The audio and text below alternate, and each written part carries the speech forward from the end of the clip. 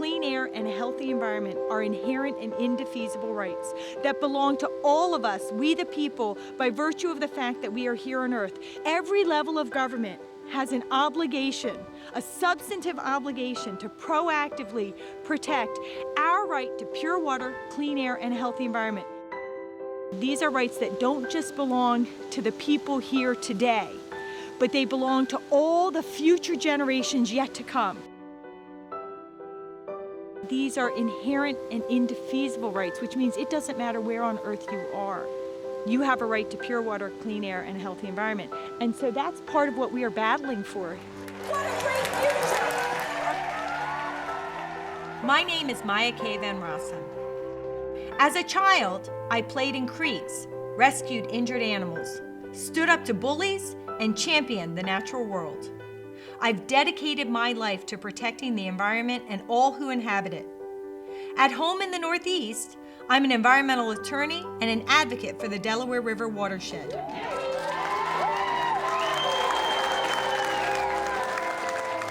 Now, as the founder of the Green Amendment movement, I've embarked on a nationwide journey to seek, inspire, and secure transformational change for the health of people and their environment. Join me as I meet and share with people across the country and learn about environmental challenges in their communities. The people of New Mexico recognize how special our land, air, and water are and our culture is, and that we have an obligation and responsibility to protect that for future generations. That has been the biggest issue for me, is protecting our water, and then of course that leads into protecting the land and of course our air, because our air is also contaminated too by the release of methane gases and other contaminants into the air. So this huge amount of fossil fuel exploitation and energy is being developed, but it's being shipped out of the area. And at the same time, 40% of Navajo homes don't have access to running water or electricity. We've got some laws that are in the New Mexico Constitution that indicate that you should do this, but should is very different from shall. How is this fracturing the landscape, and how is this impacting the broader cultural landscape? And that cultural significance exists not only for the artifacts, but it is a living landscape. The geologic features that are around the area have cultural significance. Our faith, our belief in Mother Earth, Father Sky, and the holy beings out there, they help us. This is not an attack on industry, but this is a protection of the state and the environment. And that sense of urgency should be driving all of our decisions. We now have a chance to really do something great for the state of New Mexico. Join me as I advocate for the passage of constitutional green amendments that will protect our right to clean air, clean water, a stable climate, and a healthy environment. There's a lot to be concerned about, but there are also thoughtful, powerful people, advocates, and heroes joining the discussion and movement. This is the Green Amendment, New Mexico.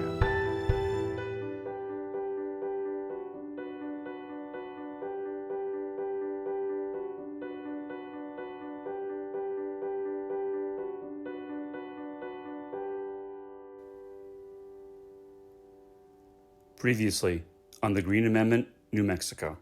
Climate crisis is a reality, but it is sadly a highly contested reality with only the worst of faith.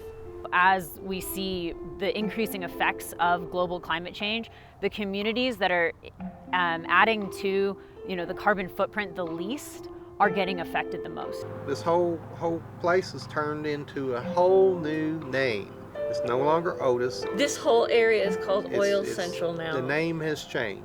You set up these toxic industries in poorer people of color communities, you're not going to get a lot of protests around any kind of job creation. That is happening, and that's not a choice. You can't represent the interests of oil companies at the same time that you represent the interests of children, of black and brown people, of the American nation, of the human species. Those things are mutually exclusive. You cannot feel safe in your own home, then there is a problem. And I think our government should not allow people to make your environment not safe.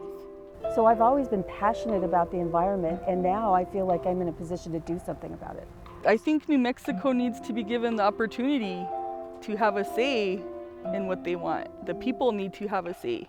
The people of New Mexico deserve clean air, water, and land.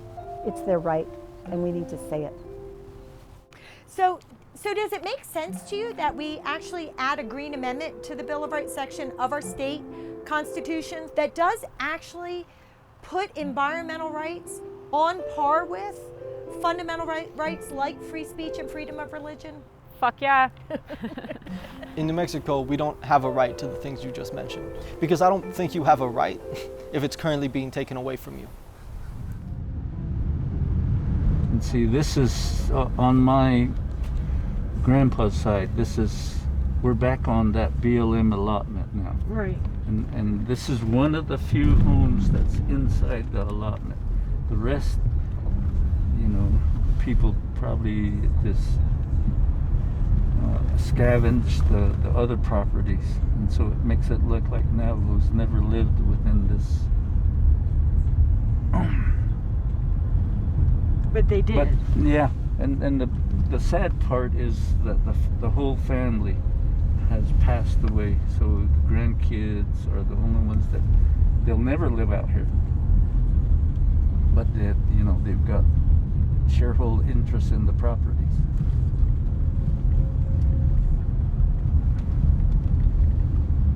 Because, no running water, no electricity, but what used to be a real good home. Daniel So is a powerful indigenous leader in the state of New Mexico with an incredible, overwhelming dedication to protecting the natural resources and the sacred sites of New Mexico for Native American communities, for all people, and for future generations. There truly is nobody that I've ever met who day in and day out is more dedicated to carrying forth his message and his work and doing whatever is necessary to share the message, to spread the word, to hold people accountable, and to doggedly stay with it until he succeeds and secures change. For the record, can you just tell us who you are and all your affiliations that you want to share? Oh, yeah, she Daniel So in she. Ado Tenja Kennen Slow, nan is Kachini, Bassas chain, especially the Chedo, Nahabani, the Sanala. Without the Nensle, Ado Con Sato, not Ani, Uliehegi. I'm basically right now a delegate to the Navajo Nation Council, and so those are some of the aspects. And right here, this chapter house is the base of what we call the Greater Chaco Coalition. And from there, then the aspects protecting the Greater Chaco landscape was coined, and folks that are part of the coalition refer to each other as We Are Chaco. And they rearranged it to where it's kind of like an east-west axis now. And some of this, what you hear, the big noise, is a compressor. Daniel does this fracking tour for decision makers and people who need to be educated about the devastating ramifications of the fossil fuel industry for Native American communities, for the environment, for all communities. So when I was with Daniel, he was actually taking me on his fracking tour to a number of the sites so we could witness firsthand the impacts of the fracking industry, particularly on Native American communities. And also these were lands and landscapes that were in somewhat proximity to Chaco Canyon. So this fracking tour is part of Daniel's work to protect the environment, protect indigenous communities, protect sacred sites like Chaco Canyon from the fracking industry. And subsequently, other steps we've taken place, basically establishing air monitoring sites at 8 locations within the area that we drove through this morning. And some of the, on the overcast days, let's say there was a rain mist coming down, some of the highest readings came through. And of course, those residents called Sam and says, hey, the air monitor shows in the purple area, what do we do? And of course, they were instructed to leave the area for a number of hours and then finally come back because the high level. So those are some things that we've basically, those are some of the results of our work. The bigger population might be, they call it organizing, they might be called activists, but on our end, it's just trying to be a voice for the folks in the community that really, that are feeling the effects of being exposed to methane on a 24/7 exposure. It's a water well that was approved through a former land commissioner, not the current land commissioner. His name is Aubrey Dunn. So basically, it's a well that supplies fresh water to the fracking operations. It started out as this well was here, they piped it through collapsible pipes down the hill, and there was 3 big steel rimmed plastic line storage facilities. Mr. Samuel Sage, one of our counselor community health committee folks, as well as the community service coordinator for Counselors Chapter, called them 3 gigantic outdoor swimming pools. And then as this facility was developed, then they took that down, and basically the fresh water is piped down to other places where the trucks can get it.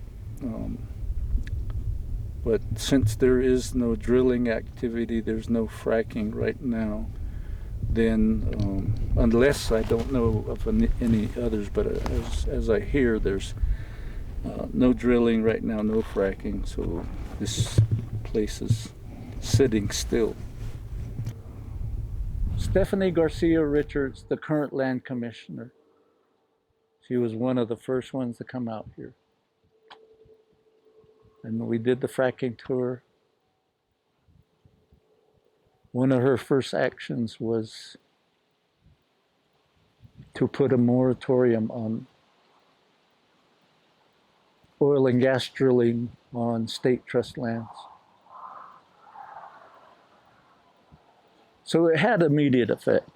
And then, of course, we had congressional representatives. And I don't mind naming them.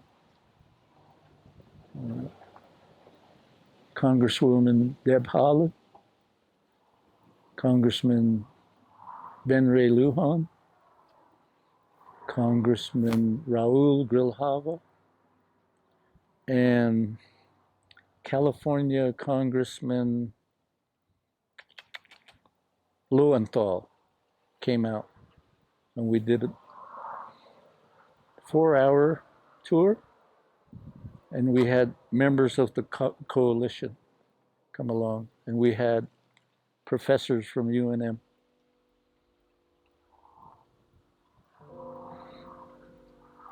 And the total effect at the end of the day, I says, when we go to Congress, we're lucky to have their attention for 15 minutes. But for these folks, we had them for 4 hours. At the end of the day, as we were doing the tour, we stopped at where that water well was. And Deb Holland basically said, there's this well water that's being used by the industry. What about those homes on the hillside, on the horizon? What, do they have water? No. Wow, what an injustice. And she looked to her colleagues. We have to do something about this. Has the state of New Mexico stepped in to say there's a big gap in the law when it comes to protecting the natural resources that could be impacted by these spills or discharges from the fracking industry, and sort of stepped into that void and done what needs to be done to address that problem or prevent the problem? So the short answer is no. And if anything, they've done the opposite, which is how do we facilitate sort of greater oil and gas extraction? And probably the best example of that is right now, we are going through a rulemaking process right now dealing with produced water to make the discharge of produced water sort of legal. And in some respects, this is to turn a toxic waste material and to turn it into a commodity that the oil and gas industry will be able to sell. And then what makes it worse is it's not only dealing with those spills, but by commodifying or being able to charge for that produced water, the intent would be to use it in agricultural applications. So, treating the produced water and then spreading it over our fields, which is just the definition of insanity. And so, there are some things that the oil and gas industry can do with produced water. For example, they can capture it and they can reuse it in future fracking applications. We of course would like to see the oil and gas industry not drill another well in the state. But as long as they're drilling wells, then at least recycling that produced water rather than using new fresh water is a good thing. But part of the issue with that recycling too is that it builds up the concentration of these pollutants so that when there is a spill, it is actually even more impactful for our communities. And so there's a big gap that exists in terms of the role that our state could play in protecting our communities and what their current focus is, which is on a rulemaking process to legalize the reuse of produced water outside of the oil and gas industry, which would just have devastating consequences, not only for our communities, but it would also sort of serve to prop up a dying oil and gas industry by giving them another sort of revenue stream to be able to sell that polluted water and basically sell the externalities of their harms back into our communities. My name is Kyle Tisdell. I am an attorney and the Climate and Energy Program Director with Western Environmental Law Center. We are a public interest nonprofit law firm. We do not have members of our own, but what we do is we represent other environmental nonprofit groups, basically fighting to protect our public lands and communities from a variety of threats. And we've got two main areas of focus. One is our wildlands program, which looks at things like forestry issues, species issues, habitat issues, and then our climate and energy program, which is the program that I direct. And that program in particular focuses mainly at the nexus of public lands and fossil fuel extraction. So holding our federal government accountable to our communities and our public health, but also the science and the timeline of the climate crisis. So as an attorney, Kyle really has experienced, and one of the things that we talked about was how the interpretation and implementation of the laws on the books is directly dictates in many, many ways whether the environment and communities and environmental justice are truly protected and served, or whether they are sacrificed. And there are a lot of ways to do it, right? You can starve environmental protection agencies and enforcement efforts of money. You can interpret clean water to actually be water that's pretty toxic and dirty. You know, you can help advance permits and permitting in a way that continues to create increasingly environmental sacrifice zones. And in the state of New Mexico, indigenous communities are very much on the front lines of being sacrificed to not just historic, but present day pollution and contamination to the air, to the water, to the soil, to the landscapes. And as an attorney, Kyle experiences that, right? He sees it when when a political administration does not value the importance of environmental protection and how devastating that can be to the environment and to communities. And he's experienced how powerfully an administration that's dedicated to recognizing and protecting the environment can powerfully use the laws in ways that are progressive and protective for present and future generations. Quite frankly, we need to do more as a state, and we need to do better as a state. Part of the big issue that we have is, you know, our state budget has been tied to oil and gas extraction. Almost 40% of our state budget comes from oil and gas royalties, from the exploitation of oil and gas, not only on state lands, but also on federal lands. And so we've gotten into, and I mentioned earlier, you know, our state has operated as a fossil fuel colony for the oil and gas industry.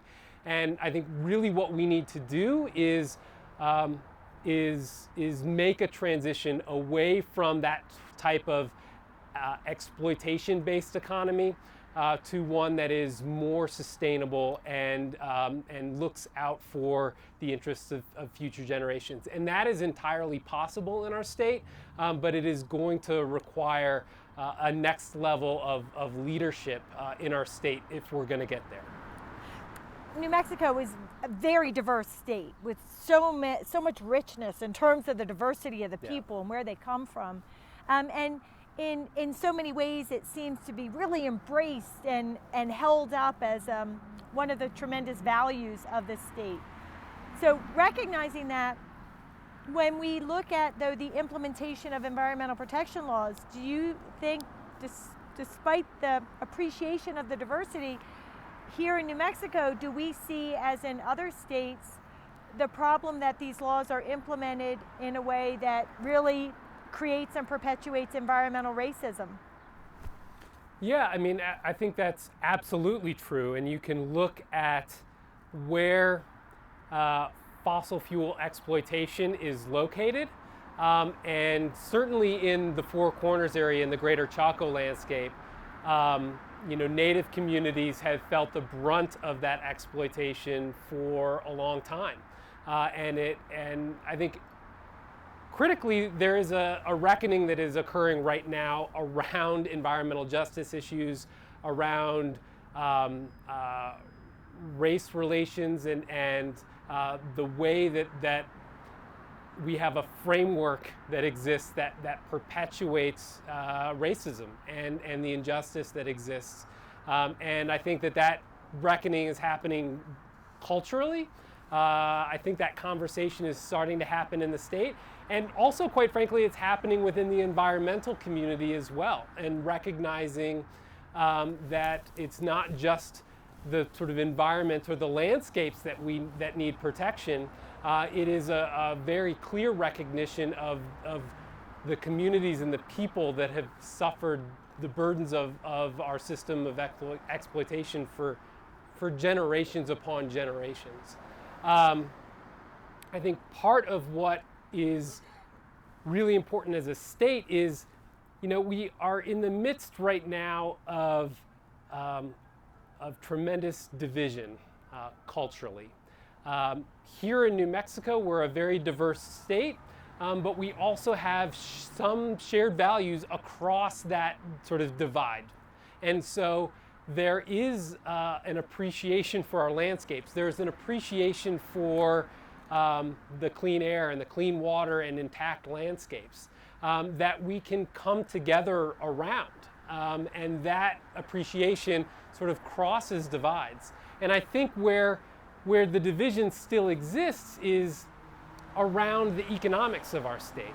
And it is around things like jobs, right? And so you can go to the Four Corners region, and in places like Farmington or Bloomfield, and those communities, their economy over time has been sort of pegged to oil and gas. They're oil and gas towns. And so when you talk about,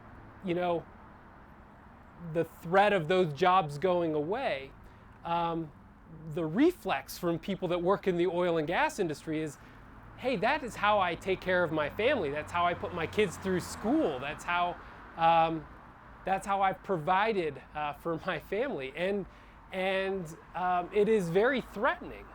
But I think that is also part of the sort of colonized framework in a way that has been set up, in the false sort of conversation that we have in this state about this trade-off between sort of oil and gas revenue and jobs and sort of protecting our communities and our children from oil and gas pollution.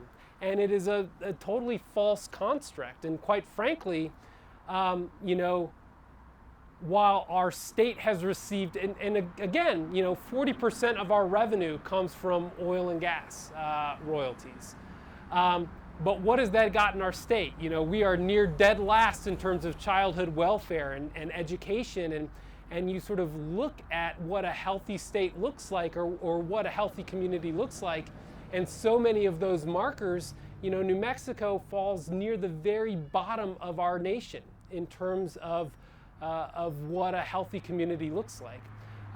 But if we think about things in terms of our economy, in terms of the just transition that is possible, and the cleaning up of a legacy of oil and gas that has spoiled our landscapes, we could put oil and gas field workers could be employed for the next several decades if we put them to work plugging and abandoning our wells and restoring our landscapes. And it would help to preserve and create a period of transition for those oil and gas field jobs. But the most critical thing to make that a possibility is by holding corporate industry accountable for the legacy of pollution. And that is something that we do a really poor job of in this state and across the country, quite frankly, is in the framework of accountability that we need to hold industry to. Yate, Maya. Hello. My name is Terry Sloan, and I am Navajo and Hopi from Tuba City, Arizona, currently living in Albuquerque, New Mexico.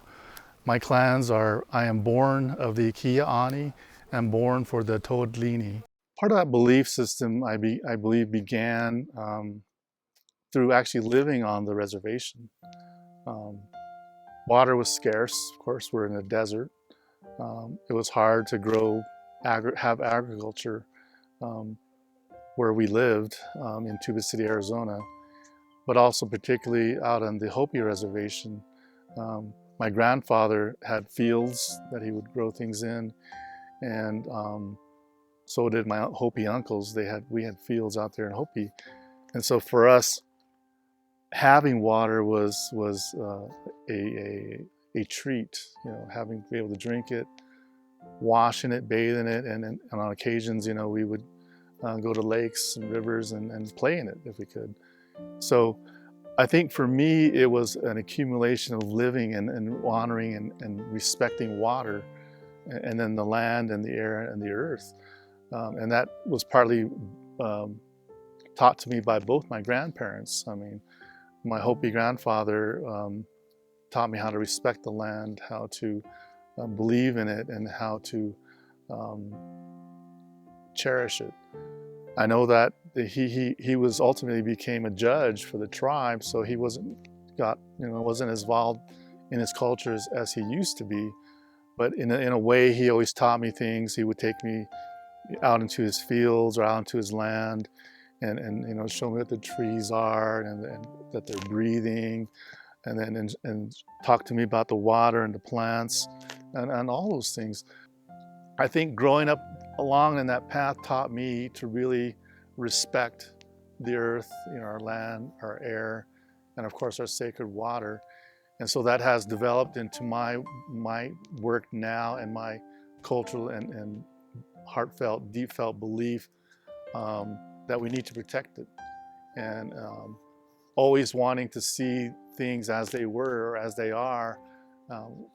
Those efforts have led me into fighting for the land and for Mother Earth to stop the environmental degradation we're seeing with corporations that are polluting our land, air, and our water, oil and gas development, uranium development.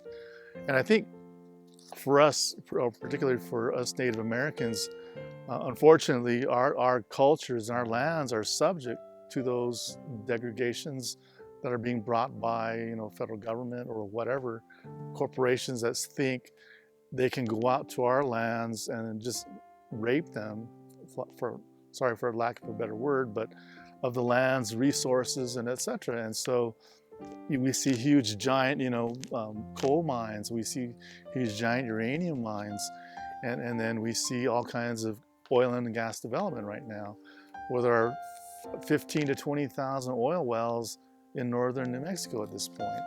So those are issues that I've really begun to really fight for now, and I wish I'd really started this more so than like I am now 20 years ago, 30 years ago. Although we did have these victories early on when I was young, but I was never really in tune to it like I am now. Terry is such an amazing person with so many talents and dedication. So he's a businessman. He works for the city of Albuquerque. He's a Native American leader. He's a Native American liaison. He does a lot of work with the United Nations on indigenous issues and environmental protection. And he's very deeply involved in every aspect of his community in terms of securing recognition and protection of indigenous rights and environmental protection, and really understanding the deep connection between a healthy environment and healthy communities. What are the top issues that you're working on, and why are they so important? I guess the big top issue right now is stopping fracking. That has been the biggest top issue for probably 5-6 years at this point. And the reason being is to protect water, of course. I mean, here in New Mexico, our water source is very scarce. It's limited in what we have, and if we don't protect it, and any small contamination can lead to a broader contamination because of the way our land is fractured. The geographic structure of our land underneath subsurface is its fractured land or shale, etc. So if you have a spill upstream or up, from wherever, and it flows downstream, it will eventually get to our aquifers, the few that we do have. And that's why I'm very adamant about trying to stop oil and gas development in northern Mexico, particularly on the Navajo reservation area, and then all the northern Mexico going from Cuba all the way up to Farmington. That whole area is just going to be it's a sacrifice zone, and I believe this was determined by the U.S. government back in the 60s or something like that is when it was determined. And so that has been the biggest issue for me, is protecting our water, and then of course that leads into protecting the land and of course our air, because our air is also contaminated too by the release of methane gases and other contaminants into the air. Do you think that Native American communities here in the state of New Mexico are more exposed to pollution and environmental devastation than the general population in the state? And if yes, do you think the state is rising to the occasion of addressing that inequity? The answer is yes. It's evident. I mean, you look at the Laguna tribe, there's a huge giant uranium hole on their land that's probably the largest uranium mine in the country, I believe. And it's been an open pit, polluting air place for 20-something years now. And this has not been cleaned up, and it's actually a Superfund site. You look at what's happening on Navajo Reservation on the eastern side, with all the oil and gas development occurring on the private landowners' land, and unfortunately, that area of the reservation is considered what is called checkerboard land, where we have state, federal, and private land ownership, and so there's no real control on the region. So any person that has private land can sell out to the oil and gas industry and have a well built on their land. So it could be 100 yards from protected land and contaminated. So this whole region is like that. So it is happening. How do you think that New Mexico rates when it comes to preventing and addressing environmental racism? I think the state knows about it, and it's new to the state. And I think it's something that does need to be addressed. I think luckily, because of the tribal sovereignty and self-determination that they do have, they can limit access to their lands and what can be done and not be done. And so I think that protects the tribes from that type of encroachment on their land. And I don't think the state would try to take any land from the tribes at this point. You see these, like the Produced Water Act that's coming out. I don't think that those individual legislators that are supporting it just don't know the right story yet of why we don't need it. They don't understand that it's a potential contaminant, radioactivity from it that can occur. So I think with more education, much more focus and attaining reconciliation of that issue can be had if we begin that narrative. And the point, I guess, is that just do it. We need to get it out there and just talk about it. And don't be afraid to talk about it. We need to get over that hump of fighting that stigma. A lot of the time I find in my work that people don't want to talk about things because they're afraid of the stigma. I don't want to talk about oil and gas because I support it, or because I'm going to be equated to the far left, people now that want to destroy it in our state.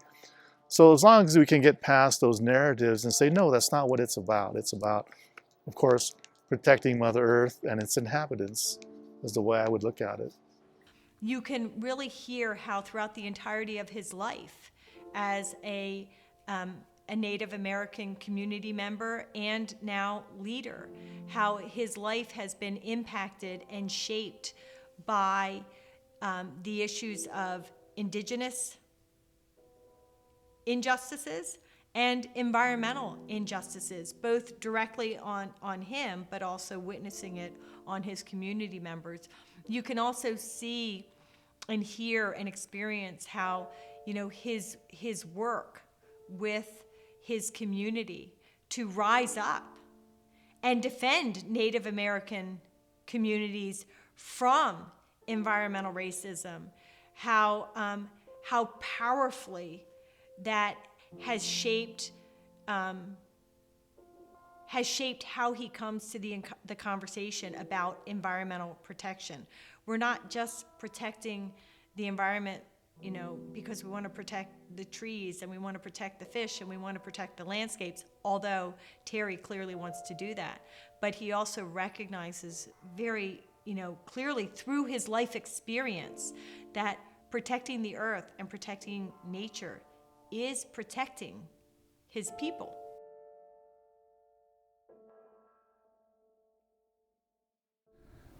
Have you thought much about Article 20, Section 21? I've read through what's in there, and you're talking about the New Mexico. Yeah, so what law. I just Yes. wanted straight. So Article 20, Section 21, the way I read it, right, it's really instructs the legislators to pass laws for the environment, which of course is your job. Right. So you can pass good laws, you can pass bad laws. As long as you pass some laws, there you go. And it's more like a balancing. Right. It's a bit more of, if you think this is a good thing, go ahead and do it, which, we have already. And that was my comment that what we currently have is a feel-good but feckless law that really doesn't have any teeth to it, doesn't require anything of that sort, but it made some people feel good that, we put something in there about the environment. And I think we can do a whole lot better than that. Article 20, Section 21 is a provision that already exists in the New Mexico Constitution that recognizes environmental protection as being important to the people of New Mexico, but essentially entrusts the responsibility to protect the natural resources of the state specifically to the state legislature.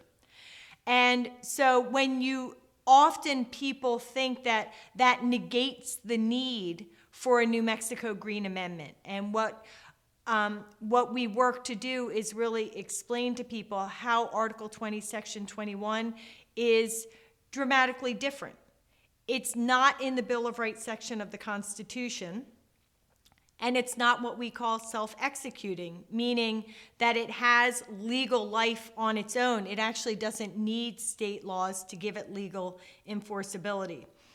And it does not raise up environmental rights so that they are respected and treated and protected in the same way other Bill of Rights, fundamental rights are protected, like the rights to free speech and freedom of religion. So as a result, while there is some nice language about the importance, about environmental protection being of fundamental importance to the people of New Mexico, it does not give the legal strength and power that a New Mexico Green Amendment would. And in fact, entrusts to the legislature the obligation to pass laws to control pollution and the despoilment of the environment. The problem is the legislature already has that authority, and if they pass bad laws that don't fully, fairly, and properly protect the environment and prevent pollution and degradation, the constitutional obligation has been fulfilled.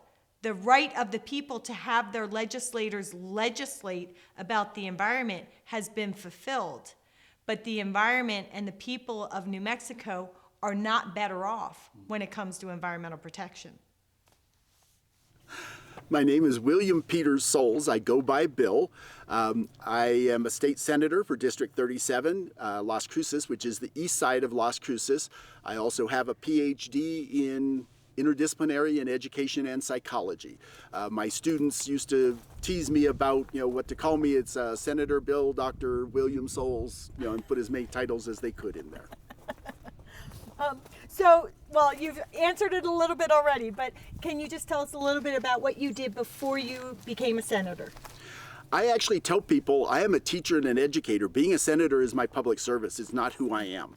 And so I've had 29 years in public education when I retired. And after 2 years, I missed the kids and went back and taught part-time the last 2 years. And so I really am a teacher and an educator, not a senator. But in education, I've done everything from being on the school board, I've taught at a university, I've been faculty and staff, I've been a middle school principal, an elementary school principal, and a high school teacher where I taught math, advanced placement statistics, and advanced placement psychology, and gifted education. Years ago, when I was on the school board, we would go up and lobby the legislature. And I realized that lots of the legislators didn't really know how schools operated and functioned and what the needs were. And at that point, I decided that at some point I was going to try and be in the legislature so that I could do better for public education, for the children, for the teachers, for public schools. And when that opportunity came up 8 years ago, I kind of said, are you really going to do this? And decided to run for office. Was it easy, hard, fun, not fun? You know, it's all of those things. And same thing being a legislator. Every emotion you can imagine is part of it, from great joy and interesting and exciting. And, you know, I learn a lot, and it's frustrating and exhausting and angering, and, you know, everything you can imagine is part of it. When you're running for office, it's almost like you're applying for a particular job, but when you actually get elected, it's entirely different from what you had to do to get elected. And so you meet lots of people. My initial campaign, I personally knocked on over 5,000 doors. Education is obviously a priority for you, but can you talk a little bit about why the environment has also emerged as a priority for you in your elected life? Well, I grew up here in southern New Mexico, and my brother and I were always camping and backpacking and hiking. We'd go hunting and fishing and riding our horses in the desert. And so it's always been a part of me to enjoy the outdoors. When I was in high school, we started an ecology club, which was the early predecessor of conservation groups and things in high school. Continued that all through my life, is spending lots of time outside. And so the other committee besides education that I'm on is I'm on the conservation committee in the Senate that hears all of the environmental bills, all of the animal types of bills, all of the oil and gas bills, all the hunting bills, all the water bills, all come through the conservation committee. And I learn a tremendous about my incredible state on that committee as well. And so it's just kind of a natural place for me to be, to continue to try and take care of what makes New Mexico special. Before we get to the things that you've done for the environment as an elected official, just want to reflect a little bit on the things that you do in your personal life to live environmental protection in your home and what you do day to day. Well, again, I live in a very beautiful part of New Mexico, but my house has solar panels on it. I've had them for about 10 years now. They are completely paid off, so all of the electricity I get is free from here on out, and I actually get a check back from El Paso Electric every month for the extra electricity that I make. My car is a Volkswagen diesel Jetta that I run on biofuel. I collect used vegetable oil from one of the restaurants here in Las Cruces, and I turn it into diesel fuel that I then run in my car. And I jokingly tell people I run better than carbon neutral because the fuel I use for my car had one full life as food before it became fuel for my car. That's really fantastic. That is definitely going above and beyond, which is a wonderful thing to do. Well, I don't do it just because it's environmentally good. I'm able to drive for about 90 cents a gallon and being better than carbon neutral. And so it's an economic choice as well, that I get to drive a whole lot cheaper than other people by doing that. That's fantastic. What are the biggest environmental priorities that you're championing or looking to champion as a legislator? The couple of areas that I particularly have been engaged and involved in is the transition in New Mexico from burning coal and oil for electricity and transitioning to renewables of wind energy and solar energy. New Mexico has abundant resources in those. And so I have carried in the past and will be working on a community solar bill. I've worked on several bills that deal with some of the Energy Transition Act, but actually making it so that we do not build any more gas-fired power plants in New Mexico. They're expensive, they pollute, and we've got better options now. And so very much transitioning to renewable forms of energy because we've got abundant resources. And how do we do that efficiently and use the profits to fund the state of New Mexico besides making it better for the environment? So a lot of people, when we talk about a green amendment, look at it as a defense against bad things. But do you also see it as a good, strong foundation for advancing, as a government official, advancing good things? Oh, absolutely, because we know that just because you put in strong environmental laws, it actually generates jobs in other areas. It generates jobs in clean energy. There are a huge number of jobs in installing solar panels, in maintaining those, in the smart electric grids, in wind turbines. One of the coolest things I've ever got to do as a state legislator was last summer. I got to tour the wind turbine farms and actually got to climb to the top of a wind turbine. It was one of the coolest things I've ever done, though a little bit scary, climbing 200 feet up a ladder on the inside of the pillar holding the thing, and then the nacelle up on the top is the size of a house, and being up in there and seeing all of the equipment, and then actually walking out on top and seeing the beautiful blades spreading off, with the background. It was one of the coolest things I've gotten to do. But those all are good, clean jobs that need people with high levels of skill and training, and they also can be used to build the state with the revenue from those electrons that it generates as a means to fund state government for all people in the state for good. When you work with communities and your constituents, do you hear people talk much about the environment, about the water and the air and the landscapes in the term of it being a right? Do they think of it that way or not think of it that way at this point? I spend lots of time with high school students. I guest teach in the government classes. I was teaching AP psychology, and I'm very open, and they ask me anything that they want. And one of the things they're concerned about is the environment going to still be there for them when they're adults? And I think back to when I was coming out of high school, and I had just read Carson's Silent Spring, and one of the things that really struck me in that was there's a comment like, at some point we may be telling our kids that once there was air you couldn't see. And I still think about that, and I know kids today are thinking those same things. Is there going to be air that you couldn't see when I'm an adult? When I'm in charge? Is there going to be water that's clean? Are there going to be places I can go to see wild animals and critters that aren't in a zoo? Are those still going to be available for me in the future? And they're the ones that are asking. And is that part of what's driving you as a legislator in your environmental works and the Green Amendment support? They ask me this and other things, but it's like the adults have known about this for 20 years. Why haven't they done something? I don't have an answer. Sorry. Don't be sorry. But it truly is, we've been in charge. Why have we allowed it to happen?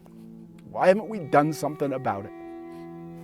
And that's part of why I'm in the legislature and why I'm doing this.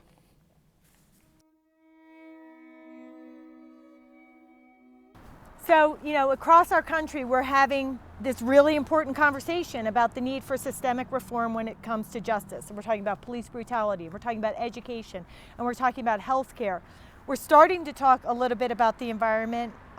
It's starting to be brought into the conversation through the work of people like you and like me and like others, trying to say systemic reform to achieve justice must include the environment. So I want to ask you, when we think about systemic reform in the environmental context, do you think that having a constitutional right to a healthy environment in the Bill of Rights section of the Constitution is a valuable and valued part of accomplishing a transformative systemic reform in the environmental context? Absolutely, and I think the reason for that is for a long time in this state,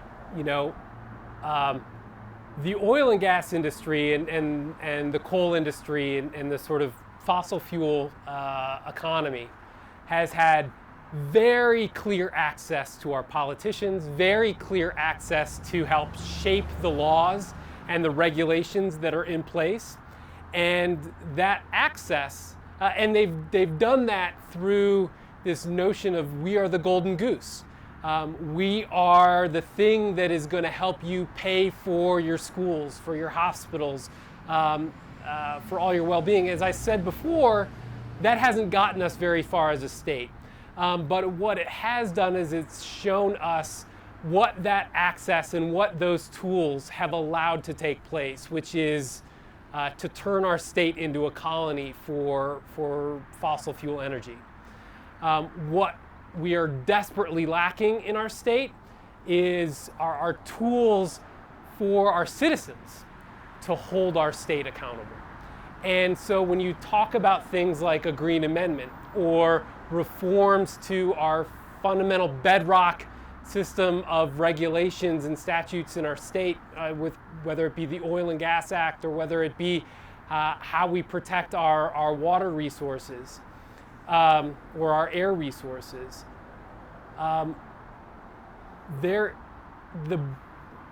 burden that exists for citizens to hold our state accountable to our communities and for environmental protection and for our public health are almost overwhelming. So anything that we can do to empower people becomes so incredibly important, I think.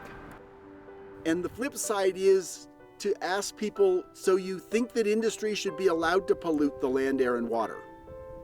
And then I'd just be quiet, because there isn't an answer to that.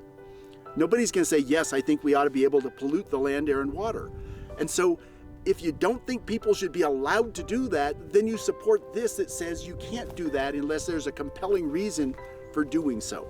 And so often it really is trying to get people to think about it in very clear terms about, so the alternative is that you don't think we should protect it. Is that right? And I think if I can really get people to slow down and pull away from the talking points and think about what this really is looking at doing, that they'll understand this is not an attack on industry, but this is a protection of the state and the environment. So we got to start to think about what do we do next. We start thinking, getting our advanced human minds looking to the next thing, what we need to do next. So I think I tend to think that those people that are just, bought out. They're bought out on those aspects of like being against the Green Amendment because maybe they have oil and gas contributing to their campaigns, or they have oil and gas a part of their lives to some degree. But I tend to think that those individuals don't know the full picture yet. And I think with the more education and better understanding that they can get there, that they will get it, and then they will understand. And I think following the footsteps and your leadership and what you've done and what I've seen is one way we can get that. I think if a legislator spent a week with you at a lake or up in the mountains or somewhere, and talking about all these issues and having them ask you those questions, I think they will change their mind in time. With this tsunami of oil and gas development, we're experiencing a great landscape impact. The development of roads necessary for their transporting of water and oil basically is denuding certain areas of fertile topsoil. And in their development, their wanton leaking, flaring of methane.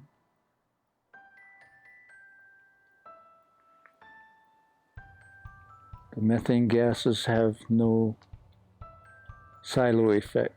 It has a landscape effect, and so that's the reason that I feel like the adoption of a Green Amendment would really add to maintaining an area where that people will be able to not have to fight,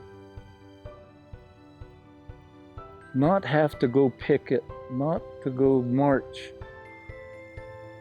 for clean air, for clean water, and not have to say, you know, you've impacted our freedom of religion, you've impacted our relationship with Mother Earth.